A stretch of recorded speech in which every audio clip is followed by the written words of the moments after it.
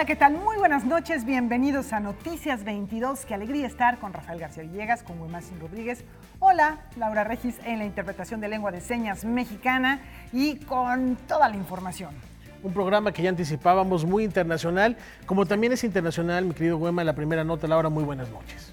Así es, se trata de la Bienal Internacional del Cartel en México, que en esta ocasión llega a 30 años de celebrarse este encuentro muy importante, que desde su origen, desde el principio, ha tenido un vínculo fundamental con un país que está vinculado también a una importante tradición gráfica, que es Alemania. En 2020, la Bienal Internacional del Cartel en México cumplirá 3 décadas de existencia, consolidada como un referente mundial de la comunicación gráfica y la cultura visual.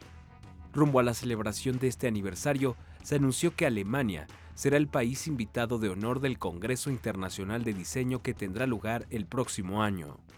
Vamos a desplegar un programa muy interesante donde Alemania va a tener un papel central.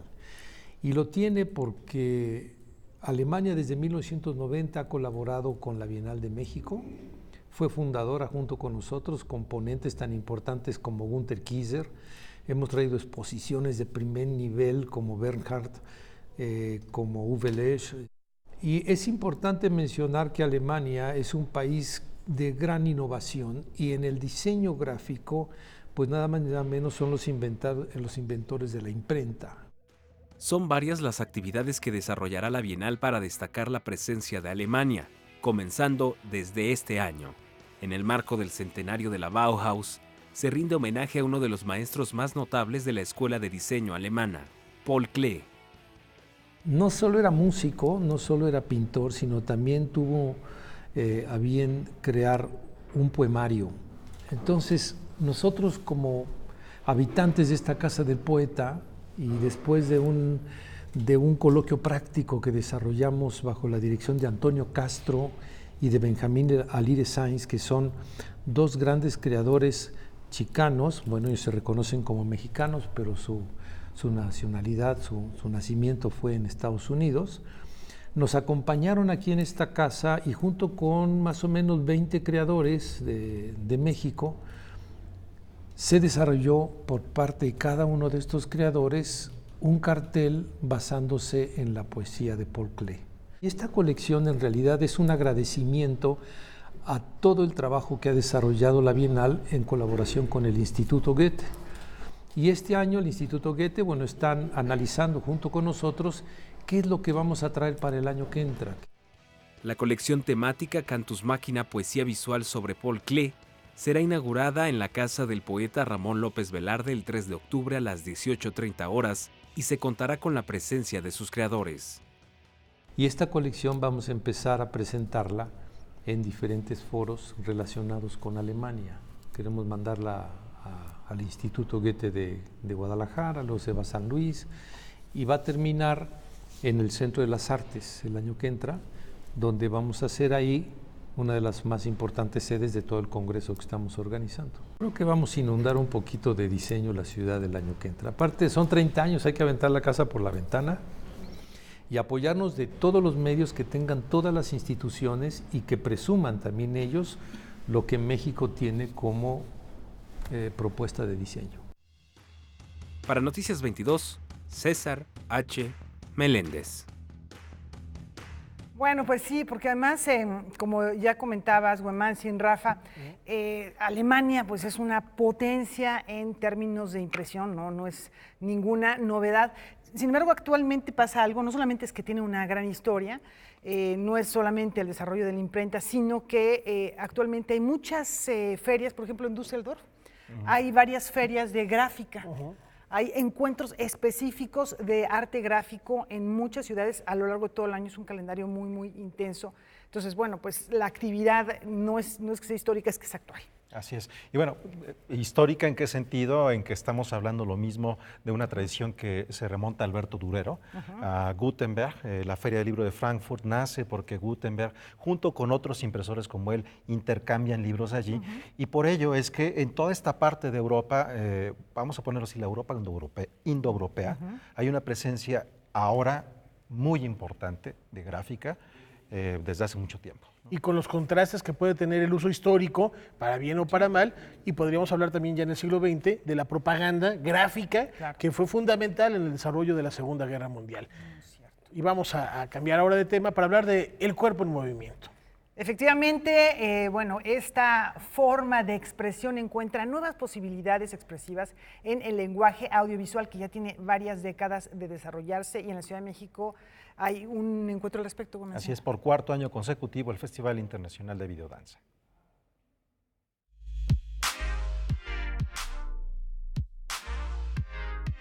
El Festival Internacional de Videodanza de la Ciudad de México celebra su cuarta edición difundiendo propuestas contemporáneas nacionales e internacionales que abordan la coreografía desde un lenguaje cinematográfico.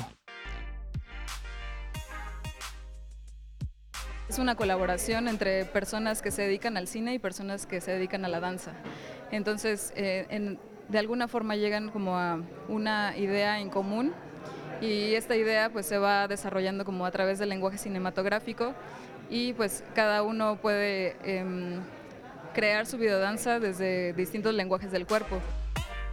El festival cuenta con 5 programas de cortometrajes de danza contemporánea, danza urbana, flamenco, danza con arnés, ballet, artes marciales, entre otras, entre los que se utilizan distintas técnicas cinematográficas como la animación. Son cortometrajes entre 5 a 10 minutos de todo el mundo. Son propuestas internacionales y nacionales también. Bueno, actualmente hay muchos creadores mexicanos que están perfilándose, bueno, que están perfilando su trabajo a la videodanza. ¿Por qué? Porque pues es una forma muy sencilla de dar a conocer su trabajo aquí nacional e internacionalmente. El programa se lleva a cabo hasta el 29 de septiembre en varias sedes de la Ciudad de México, Mérida, Morelia, Guadalajara y Querétaro. Todas las actividades son de acceso gratuito. Parte de la programación estará disponible para verse en cualquier lugar del mundo a través de la plataforma online de la página oficial del festival. Noticias 22, Omar Vera.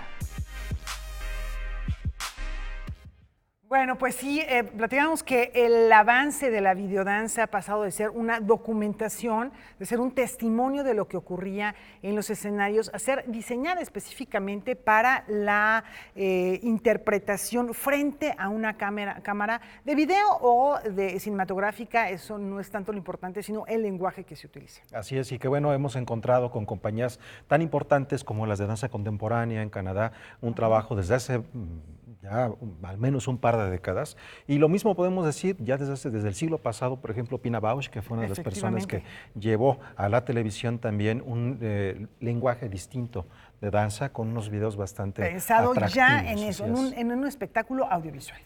Y de la danza nos vamos ahora a la ópera para hablar de La Fachula del West. La última vez que se repuso en nuestro país fue interrumpida las representaciones por el sismo de 2017. Ahora regresa al Palacio de Bellas Artes. Quizá una de las obras no más brillantes de Puccini, pero sí de las mejor orquestadas de su repertorio, apostando para lo que él era exótico, como lo fue en el caso de China sin conocer China. Aquí sin conocer California, nos regala esto.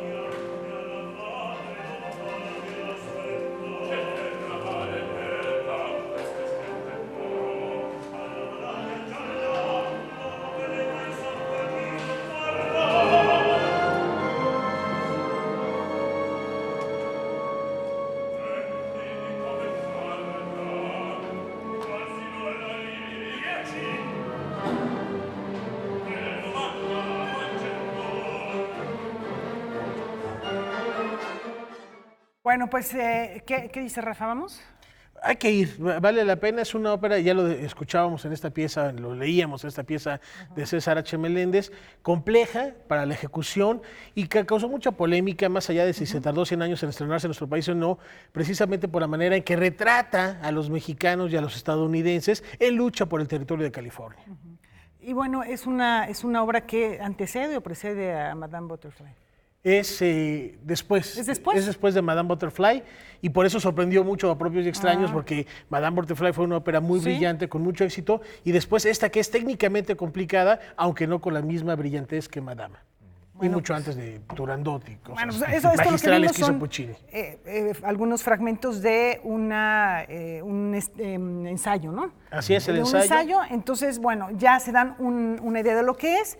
Yo creo que, como dice Rafa, no hay tantas óperas a las que ir a lo largo del año, así que pues, vamos a verla. Y Diego Torre canta precioso, ¿eh? Gran tenor Diego Torre, y le enviamos un fuerte abrazo. Bueno, pues, muy bien. Aprovechar la situación. Vamos a la pausa, pero tenemos información que queremos compartir con ustedes antes de la pausa y tiene que ver con Carmen Bollosa. Efectivamente, esta escritora ha sido elegida como la ganadora del 19º Premio Casa de América de Poesía Americana, así se llama este premio. Por la obra El Tierro, la Caus y la Espeja, así se llama el libro, haciendo juego con los géneros, y el galardón está dotado con 5,000 euros y la publicación de la obra por la editorial Visor Libros. Así es, y bueno, también aprovechamos para felicitar a la guionista Paz Alicia García Diego y al cineasta Arturo Ripstein, quienes serán reconocidos este mes de octubre con el premio Mirada Internacional que otorga la plataforma de nuevos realizadores. Esto con sede en España. Bueno, pues mexicanos obteniendo premios en diversas partes del mundo. Y bueno, pues nos vamos a la pausa. La pausa.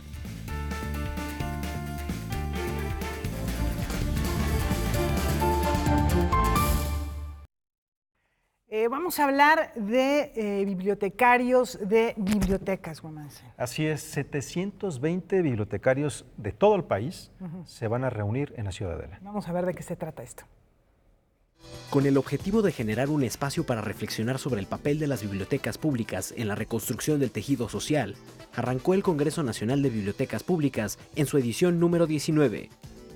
En la sede, la Biblioteca de México de la Ciudadela, se dieron cita a 720 bibliotecarios del país, que durante 3 días participarán en conferencias, mesas de trabajo y talleres de capacitación. La secretaria de Cultura del Gobierno Federal, Alejandra Frausto, dio a los bibliotecarios en la ceremonia de inauguración. Son los anfitriones de las casas más importantes en sus comunidades y en sus pueblos. Tienen las llaves de acceso al conocimiento, al universo y a la libertad. Cuentan con nosotros para fortalecer este esfuerzo y nosotros contamos con su trabajo y su dedicación y lo reconozco profundamente. La funcionaria federal dio a conocer que, en la actual administración, la Dirección General de Bibliotecas se ha dado a la tarea de recorrer todo el país, con el compromiso de conocer la situación de las 7,458 bibliotecas públicas. Llevamos unos meses, pero el compromiso es recorrerlas todas. Antes se dedicaba mucho dinero a la construcción de nuevos espacios culturales. Si tenían una misión social, si tenían programación, si tenían con qué llenarlos, era lo de menos. Lo que importaba era dedicar dinero a la obra. No somos la Secretaría de Obras Públicas, somos la Secretaría de Cultura y lo que importa es darle mantenimiento, visión, programación y vida a los espacios culturales que existen. El director general de Bibliotecas Públicas comentó en entrevista haber encontrado una red nacional que tenía en el olvido el enriquecimiento del acervo a las bibliotecas públicas y la capacitación al bibliotecario. Hemos cambiado la capacitación del bibliotecario de 4, digamos, asignaturas o talleres básicos que tradicionalmente se venían dando a 60 asignaturas donde lo que tratamos es dar una capacitación continua al bibliotecario y convertirlo después de 6 semestres en un técnico en bibliotecas públicas. Centrarnos en capacitación del bibliotecario, en generar una comunidad y en tener unos lineamientos básicos de qué esperamos de la Red Nacional de Bibliotecas. El Congreso también sirve para recabar un diagnóstico que se suma a los esfuerzos por reforzar las bibliotecas, que son actualmente la estructura cultural más vasta del país. Con información y texto de Omar Vera, Noticias 22. Ya que estamos en temas editoriales y bibliotecarios, por tercer año consecutivo la Cámara Nacional de la Industria Editorial Mexicana convoca a editores, distribuidores, libreros e instituciones académicas a fortalecer el sector editorial en términos de desarrollo tecnológico. Damos la bienvenida esta noche a Alejandro Ramírez Flores, director de la CANIEM, quien nos platica de qué se trata este encuentro que comienza mañana, pero sobre todo, Alejandro, bienvenido y muchas gracias. Platicar de la situación que priva precisamente en la industria editorial en México, que es necesario volver la mirada y reforzar con eventos como el que comienza mañana. Muchas gracias por estar aquí. Muchas gracias por la invitación, Rafael, un placer para nosotros. Y hablo en plural porque mi voz es la de los editores que están afiliados a la Cámara Nacional de la Industria Editorial Mexicana. Y pues dando respuesta a este primer tema, hemos observado que lamentablemente año con año han venido disminuyendo la cantidad de títulos publicados, la cantidad de ejemplares publicados. Los recientes números que arroja el INEGI a través de su módulo de lectura, el MOLEC, pues muestran que ha habido una disminución de las personas que le dedican tiempo a leer. Y con frecuencia este asunto pasa por la dificultad que tienen de estar cerca de los libros. Entonces, para nosotros en la Cámara de la Industria Editorial es muy importante que haya un desarrollo mayor de los puntos en los que el público consumidor, el lector, puede encontrar los libros. Nosotros identificamos dos espacios fundamentales, justamente las bibliotecas, como se mencionaba en la nota anterior, pero también las librerías, que las librerías son el extremo distal de la cadena de producción del libro. Entonces, para nosotros, Rafa, es importantísimo el que haya librerías, que haya puntos de contacto de los libros que los editores hacemos el esfuerzo de generar, de producir y acercarlos a los lectores. Entonces, bueno, pues para nosotros es muy importante revertir estas tendencias no satisfactorias, pero que, bueno, pueden provocar alguna reflexión sobre qué es lo que tenemos que hacer para podernos acercar a los lectores. Bueno, todo un desafío, pero los libros ahí están. Los escritores nos siguen dando material para leer y se está logrando distribuir tanto en bibliotecas como en librerías. ¿Cuál será ese motivo más allá de la accesibilidad para que la gente esté perdiendo el interés por la lectura? Los libros compiten con muchísimos distractores o con muchísimos productos donde la gente obtiene lo que se obtenía antes exclusivamente en los libros. Nosotros identificamos tres grandes aspectos. Desde luego el aspecto lúdico, lee uno porque es fantástico leer, porque se divierte uno mucho leyendo. Lee uno para adquirir algún tipo de información específica o lee uno para educarse, para cumplir, por ejemplo, con un currículo académico. Entonces, el tema de la información, ahora es muy accesible el obtener información en Internet. Sin embargo, y lo hemos encontrado y es del dominio público, que nos enfrentamos, así como hay fake news, también hay fake knowledge. No todo el conocimiento que aparece en la red está certificado, está avalado, no tienen toda la labor editorial que hay cuando se produce, por ejemplo, un libro de divulgación científica con autores conocedores, con autores que han estado en contacto con quienes generan la ciencia, por decir algo. Y por la otra parte, bueno, pues los libros a los que se accede por motivos lúdicos, pues compiten con el cine, compiten con la televisión de paga, compiten con las series en streaming. Entonces, hay una gran variedad de motivaciones por las cuales de pronto la gente se aleja de los libros, y precisamente esta tercera edición del Foro de Innovación Editorial tiene como propósito el mostrar a los editores que necesitamos estar en la constante de la innovación. Ahora lo que decimos es que para estar en el mismo lugar tienes que correr, porque para avanzar tienes que volar. Y este vuelo solo se alcanza mediante las actividades de innovación. En este foro de innovación lo que hacemos es poner en contacto a los editores, a los afiliados de la Cámara, con desarrolladores, con empresas proveedoras de servicios tecnológicos, que si bien posiblemente no se pensaron para la industria editorial, sí nos van a permitir el que con sus aplicaciones la industria editorial, apropiándose de ellos, se pueda desarrollar y pueda hacer esta tarea de innovación.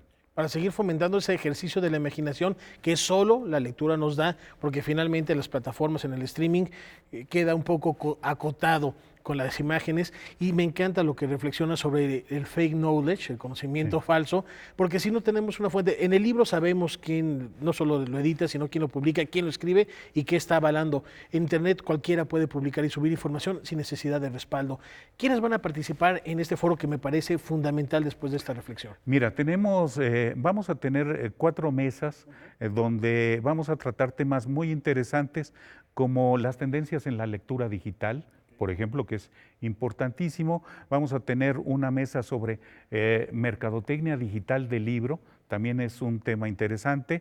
Voy a tener el gusto y el privilegio de moderar la mesa dedicada a inteligencia de negocios, que es un tema central. Los editores sabemos hacer libros, pero ¿cómo podemos hacer que nuestras empresas sean productivas, que se mantengan en la competencia de todas estas alternativas que tiene el consumidor de información, el consumidor de conocimiento? Y vamos a tener una mesa también muy interesante sobre las tendencias educativas, como el libro electrónico, una vieja discusión que ya no tiene sentido de si el libro electrónico desplazará al libro impreso. Eso ya no nos preocupa. Lo importante es el contenido sin importar su soporte. Entonces, ¿cómo utilizar todas estas herramientas, todas estas posibilidades para podernos desarrollar editorialmente y ofrecer mejores productos a nuestros consumidores? Tenemos 30 segundos rapidísimo, no solo para profesionales, puede ir el público en general. Puede ir el público en general. ¿Dónde consultamos las bases? Lo van a encontrar en nuestra página, en www.caniem.com, donde el primer banner que aparece es lo del tercer foro de innovación editorial. Pues no solo celebramos tu presencia esta noche aquí, sino que agradecemos este esfuerzo que se hace en la Caniem precisamente por rescatar la literatura, la lectura y todo este mundo que es la industria editorial. Muchísimas gracias. Para nosotros es un placer estar con ustedes y muchísimas gracias por la invitación, Rafael. Y esta invitación hecha también para el público mañana a acudir a este foro. Laura Hueman. Pues muchísimas gracias por esta invitación. Y tenemos una recomendación antes de ir a la pausa. Sí, vamos a hacer una pausa, no sin antes invitarlos a que no se pierdan después de Noticias 22 a las 9 de la noche aquí en Canal 22, Debate 22, ahí tiene usted en pantalla. Hoy es con Kimberly Armengol y es un temazo el que tenemos, Laura. El más actual que puede haber en este momento, que es el caso Ayotzinapa, 5 años de distancia de esta tragedia nacional. No se lo pueden perder, es importante la memoria, es importante continuar la reflexión sobre este acontecimiento, uno de los más dolorosos de nuestra historia reciente. Así es, bueno, el día de mañana se conmemoran 5 años de este que es el caso contra los derechos humanos más importante y grave que se ha vivido en lo que va del siglo XXI en este país y que, como dices, Laura, no tenemos que olvidarlo. El caso de Noticias 22, el día de mañana estaremos presentes en la manifestación y habrá información de lo que ocurra allá. Y por supuesto también en Noticias 22 Digital tenemos ya preparados contenidos digitales que ustedes pueden seguir en nuestras plataformas sobre este tema. Efectivamente, buena recomendación. Nos vamos a la pausa.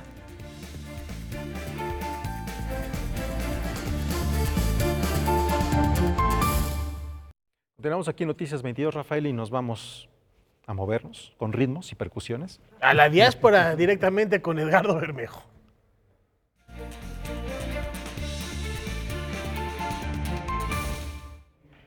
Bueno, efectivamente ahora Edgardo Bermejo nos trae a un joven intérprete de ritmos muy diversos. Van a ver ahora de quién se trata, la formación que tiene y cómo ha llegado a impactar en un ámbito internacional con una creatividad y con un apoyo también, porque también se requieren apoyos importantes institucionales para lograr esto.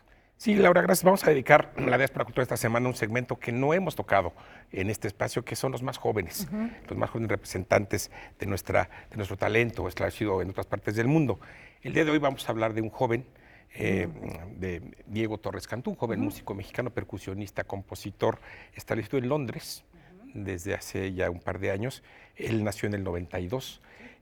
Yo conozco a Diego desde que nació, soy amigo de sus padres desde hace décadas. Me tocó ver cuando con 6, 7 años le regalaron una batería de Navidad, sin sospechar nadie que ese sería el principio de una carrera muy brillante en el ámbito de la música. Pero vamos a empezar con un pequeño video como adelanto de lo que vamos a hablar en esta ocasión.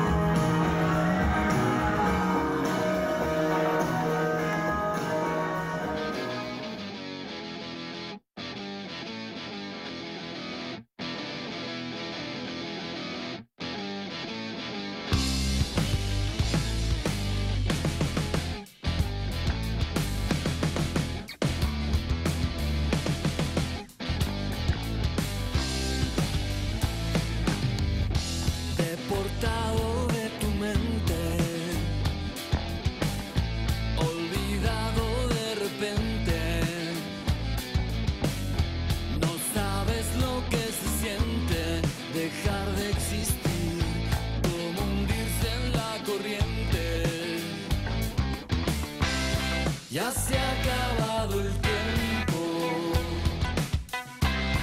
y te quedaste atrás. Solo te diste vuelta sin dudar.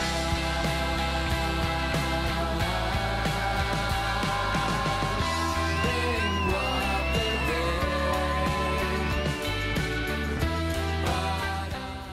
Bueno, estamos escuchando una gran diversidad de música popular, de música contemporánea que interpreta, que crea Diego Torres Cantú, que tiene una formación, decíamos, muy interesante porque él estudió en el Berklee College of Music de Boston, Massachusetts, que no es cosa menor, que no tengo ahorita la cifra exacta, pero de cada 100 estudiantes hay un porcentaje muy, muy pequeño. Realmente es difícil entrar, no solamente por recomendaciones, sino hay que tener una capacidad muy importante, y ahí estudió Diego. Sí, y llegó con 17 años, Diego Torres Cantú, obtuvo una beca, no solo fue seleccionado, sino que obtuvo una beca para estudiar ahí composición y producción musical en el 2015.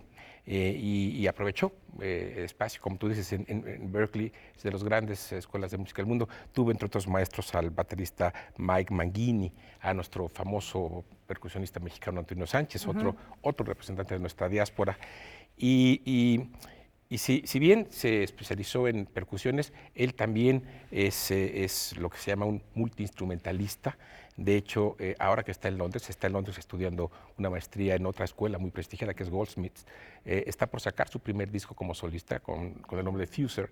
y toda la música compuesta por él y todos los instrumentos tocados por él en el estudio.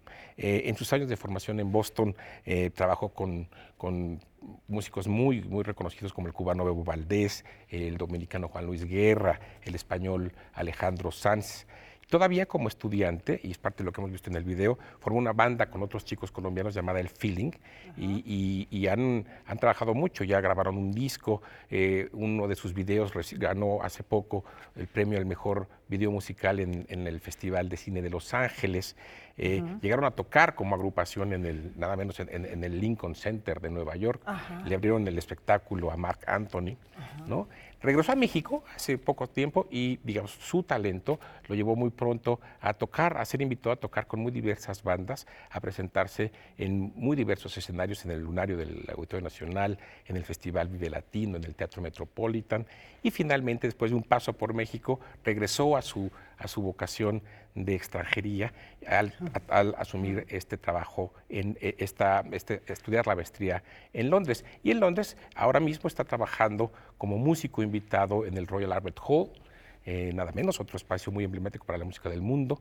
Ha grabado ya algunos discos, ha grabado también en el famosísimo estudio de Abbey Road. En Londres. Y se mantiene su carrera realmente muy pujante. Yo diría que Diego es representante de una nueva generación mexicana, cosmopolita, altamente profesionalizada, con mucho reconocimiento internacional y con una diversidad inmensa en su producción como músico, ¿no? Eso llama mucho la atención, que es un músico independiente, que lo mismo puede ser músico de sesión que colaborar en agrupaciones de diversos formatos, que también hacer su propuesta musical muy personal. Y yo creo que esto tiene que ver con también la generación que lo arropa, ¿no? Que no es nada más unívoco, no es solamente hacia un género, hacia un formato. Claro, él se mueve del rock al jazz, a la cumbia, al funk, pero sobre todo la diversidad es lo que... La diversidad bandas sonoras internacional también. Ha hecho bandas sonoras para películas, una película colombiana llamada Los Muros en 2015, una película mexicana hasta que la boda nos separe del 2018, de modo que yo diría universalidad, diversidad, cosmopolitismo y un rabioso sentido contemporáneo de un mexicano que ahora mismo nos representa en Londres. Bueno, pues un joven, como vemos, Huemantzin Rafa, con gran ímpetu, con una preparación que es rudo estudiar en estos lugares, pero que también se la pasa muy bien, ¿no? La competencia es muy difícil en esos lugares, en esas escuelas, y Algo destacar. descarnada, ¿no? Sí, descarnada literalmente, y ha logrado destacar y lo celebramos, no solo como mexicanos, sino también como amantes de la música, donde se reconoce el talento, y agradecemos que Edgardo lo haya traído a la palestra esta noche para celebrar también su trabajo. Así es, bueno, pues ya tendremos más diáspora dentro de 8 días. Muchas gracias, Edgardo. Gracias, Edgardo. Y ya que estamos hablando de música, pero también está el pop en la plástica, ¿no? Así es, vamos a ver de qué se trata esto, que es Xolotl Polo Salpica, con olor a madre patria. Xolotl Polo expone su obra más reciente en la Galería Yuri López Cullins en Madrid. Se trata de 8 obras donde elimina sus habituales fondos de color y cruza sus propias fronteras. Nuevamente exploro lo que son las relaciones humanas, siempre he tocado el tema de lo que son las fronteras, las líneas que nos separan unos de otros, y en esta ocasión elimino esas fronteras, esa línea entre uno y otra persona, por fin las integro en una sola figura, en una sola obra. Y toco mucho lo que son esas relaciones donde está el sentimiento de ambas personas, lo que se llama el amor. En esta ocasión la técnica es muy acuareleada, con muchas transparencias, y conforme voy avanzando cada vez se vuelve más una pintura más cubriente. Y esto me permite a que la expresión en dado momento sea más a la prima, a primera intención. Son ya más de 15 años desde que Xolotl Polo produjo su controvertida serie de retratos de Emiliano Zapata. Su Zapata GQ sirvió recientemente de inspiración para la obra de teatro Emiliano, el monólogo, en el castillo de Chapultepec.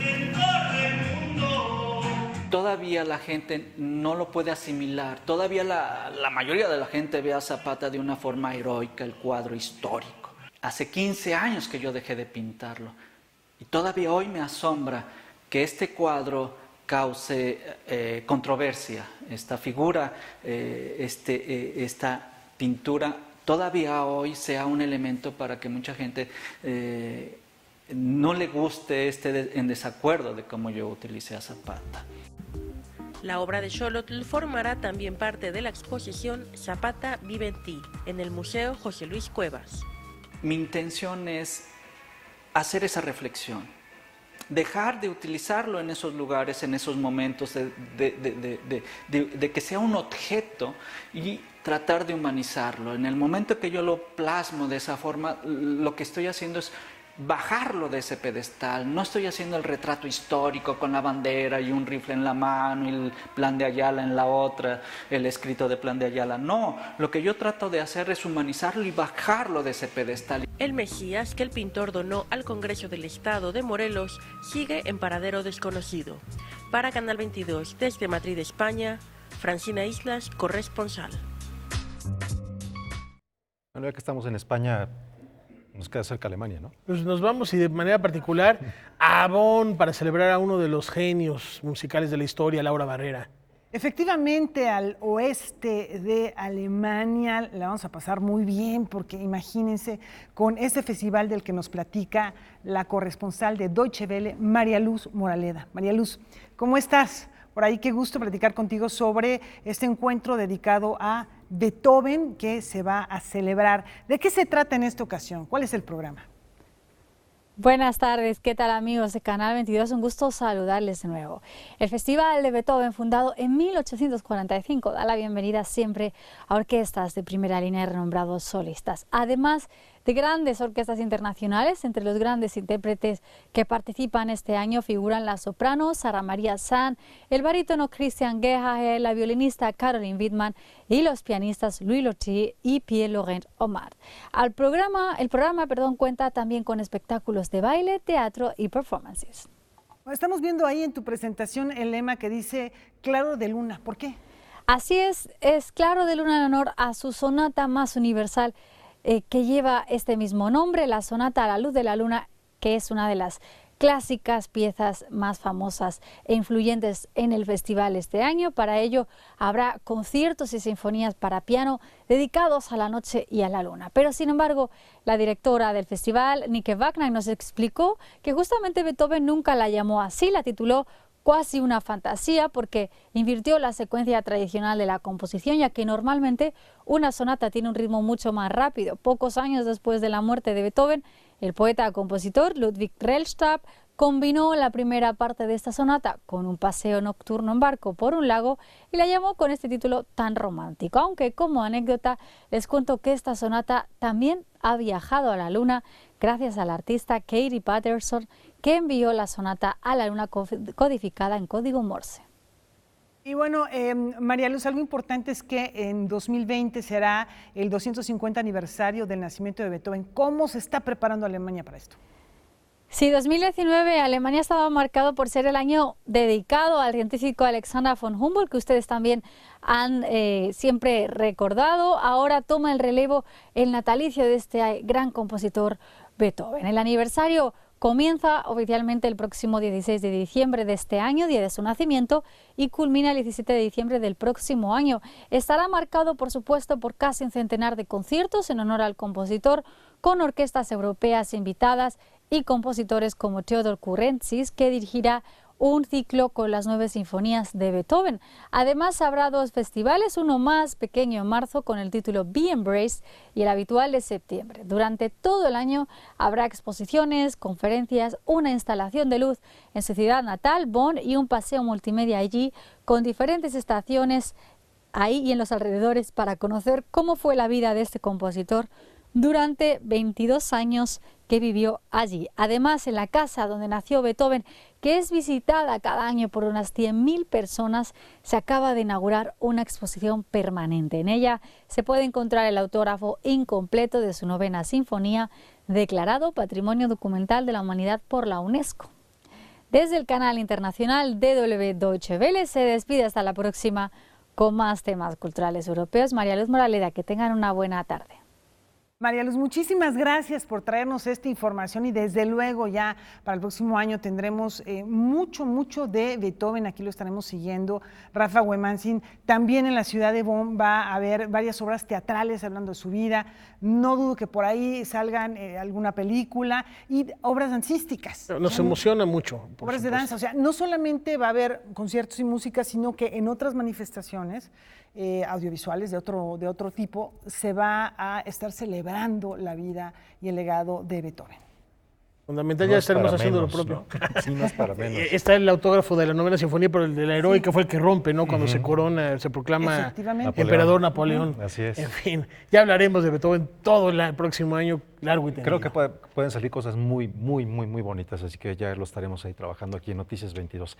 Por lo pronto, les queremos hacer una invitación a que vayan al Salón Covadonga. Esto es el día de mañana, donde los hijos de José Agustín estarán celebrando los 75 años del precursor de la literatura de la onda. La cita, como bien refiere Hueman, es mañana a las 8 de la noche y ahí está la invitación al Salón Covadonga. Y con esta invitación nos vamos a una pausa. Sí, nos podemos ir a la marcha de Ayotzinapa y de ahí le caemos al Covadonga. Y después a Bonn, Alemania. Ándale. Regresamos.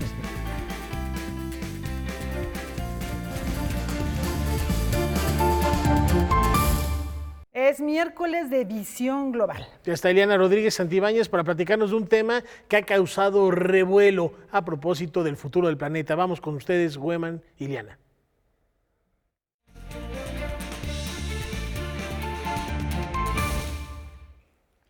Bienvenida, Ileana. El tema, indudablemente, que se está escuchando desde el primer momento en que ocurrió, tiene que ver con el cambio climático y con un personaje que a sus 16 años, con el síndrome de Asperger, con esta dificultad de hablar en público, se paró y tomó una palabra, también consciente de que es una persona afortunada con relación a muchos otros activistas en el planeta. Sí, claro, con una fuerte acusación, Greta Thunberg acusa a las generaciones por su pasividad y por traducir lo que está ocurriendo con el cambio climático solamente en temas de carácter económico, pero no social ni cultural. Esta adolescente de 16 años, como bien has dicho, que despierta millones de seguidores que enarbolan la misma causa u objetivo, que es que los estados tomen acción justamente para prevenir la aceleración del cambio climático. Esta niña ha levantado no solamente inspiradores, sino también detractores.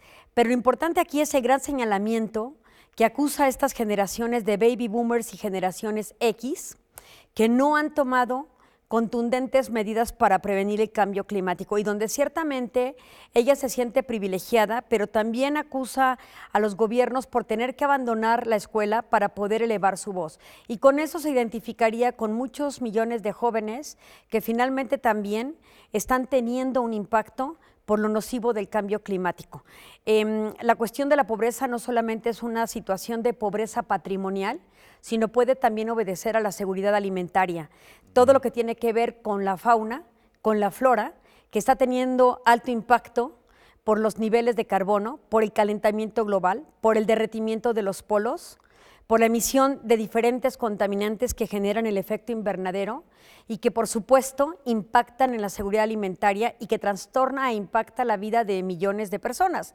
Entonces la causa de Greta Thunberg es en realidad la causa de todos, pero también hay que marchar de mano de los millennials y de las nuevas generaciones, la Z, donde ellos también tienen que tener conciencia de lo que hacen y no hacen para prevenir el cambio climático. Esta reunión Huemanzin, que se sostuvo en el marco de la Asamblea General de Naciones Unidas en Nueva York este lunes, fue muy importante porque respondieron muchos de los estados partes de la COP21 o este gran acuerdo para prevenir el cambio climático, que básicamente es la sustitución del llamado Protocolo de Kioto, que no tenía tantas acciones contundentes ni revisiones anuales del cumplimiento de sus objetivos, ni tampoco estaba alineado, como lo está hoy justamente el Acuerdo de París, a los objetivos de desarrollo sustentables y a los que México también pertenece y también está reproduciendo en diferentes iniciativas.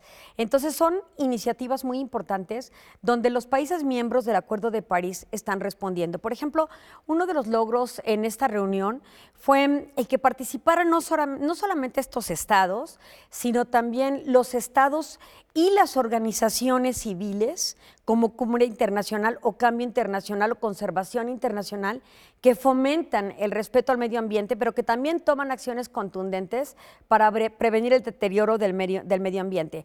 Además de la sociedad civil organizada a través de las ONGs internacionales y nacionales, participaron también empresas que tienen ganancias anuales de más de 2 billones de dólares. Por ejemplo, un Michael Bloomberg, que también da dinero y dona para generar fondos a través del Banco Interamericano de Desarrollo, las empresas y estas organizaciones, donde se genera un fondo de más de 500,000 millones de dólares para las selvas tropicales, en este caso el tema del Amazonas incluido ahí.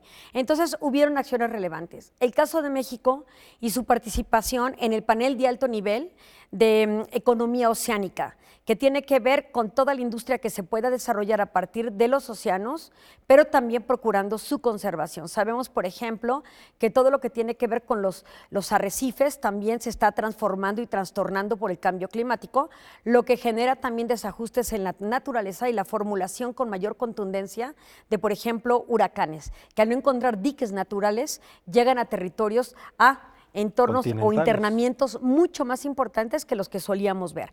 Entonces, a mí me parece que eso es una gran cumbre, que también, por supuesto, tiene la ausencia de estados como Estados Unidos, donde básicamente su mandatario no cree en la existencia de un cambio climático, pero también la ausencia de mandatarios como Jair Bolsonaro, que representan a Brasil y una gran parte del Amazonas. Y entonces, estas ausencias son relevantes. Vamos a ver qué pasa de aquí a diciembre, cuando se realiza en Chile, convocados por Sebastián Piñera, básicamente, la siguiente cumbre de lo que es la COP25, después de la COP de París, ¿no? Que fue esta gran intentona que está teniendo consecuencias positivas. Bueno, esto que dices nos remite a una serie de procesos que tienen que ver con el cambio climático, que no es nuevo, que ya es de muchos años, y que cuando comenzó el Acuerdo de Kioto había mucho más escepticismo del que hay ahora. Sin embargo, sí se requieren acciones contundentes. Pienso, por ejemplo, en un país como México, que su economía está petrolizada, ¿qué tipo de acciones contundentes puede tener en las consideraciones de océano?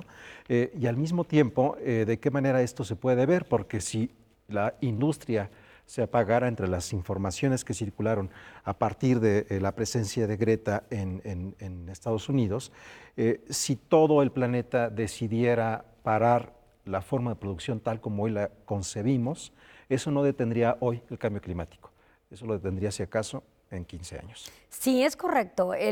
La proyección que tiene la Cumbre de Acción Climática fundamentalmente es progresiva, es gradual. Tiene acciones de aquí a 10 años para que los estados parte, en este momento 70 asignaron los compromisos de esta cumbre, compromisos para mostrar y demostrar que están disminuyendo justamente la emisión de carbono, pero también teniendo mucho mayor control para producir energías limpias que sustituyan a los recursos de carácter fósiles, en este caso el petróleo, como tú bien dices.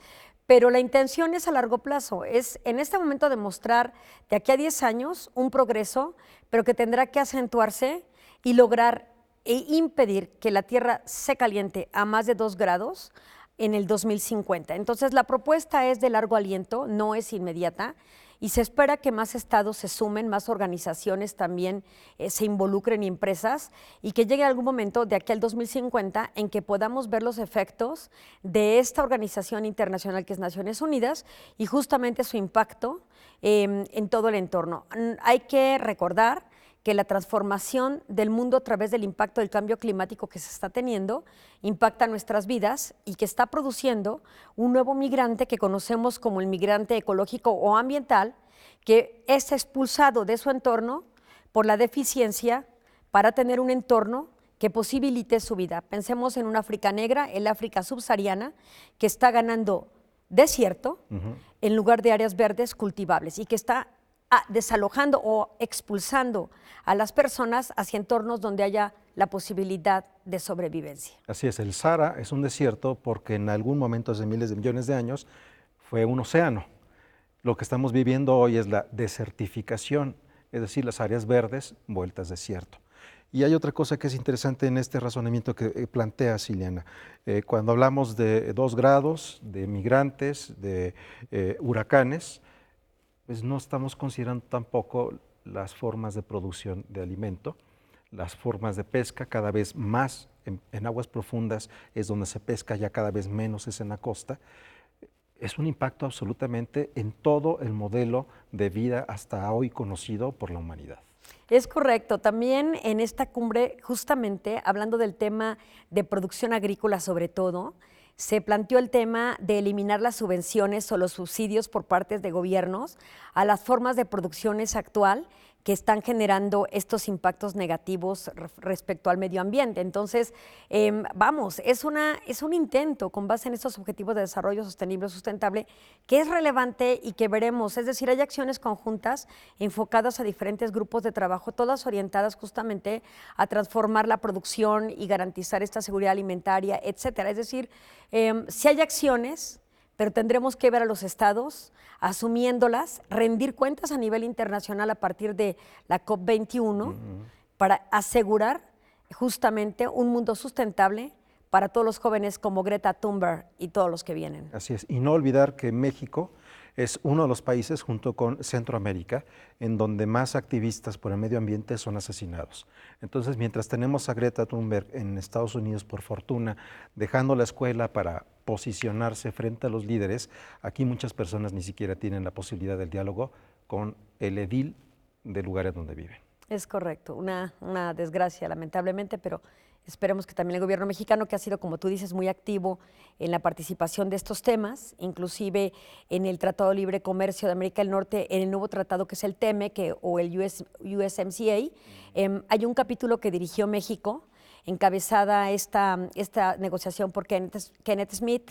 Hubo un negociador que es Ricardo Aranda Girard, a él le tocó la parte ambiental y justamente logró México meter en este nuevo tratado, si lo firma Estados Unidos, la prohibición del aleteo, que tiene que ver con quitarle o amputar las aletas a ciertos cetáceos o mamíferos marinos y devolverlos al mar vivos, donde se ahogan, porque finalmente las aletas comprenden un mercado muy atractivo en Asia, pero lo cual es terrible para el medio ambiente. Y esa iniciativa la tuvo México.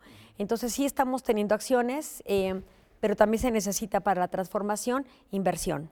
Muchísima inversión. Los países más vulnerables, debido a la inversión y a la corrupción, somos nuevamente América Latina, y los países que, esto lo han hablado incluso en la OCDE y en los acuerdos de Davos, los países que tienen las mejores perspectivas en el futuro para enfrentar el cambio climático son los ricos, llámese Suiza, llámese Noruega, incluso Japón, que tiene una deuda muy importante, una deuda interna muy importante, ¿no? Claro, y también eso es interesante porque son los estados que también están haciendo mayores aportaciones económicas para impedir el deterioro ambiental, ciertamente. Bueno, un temazo.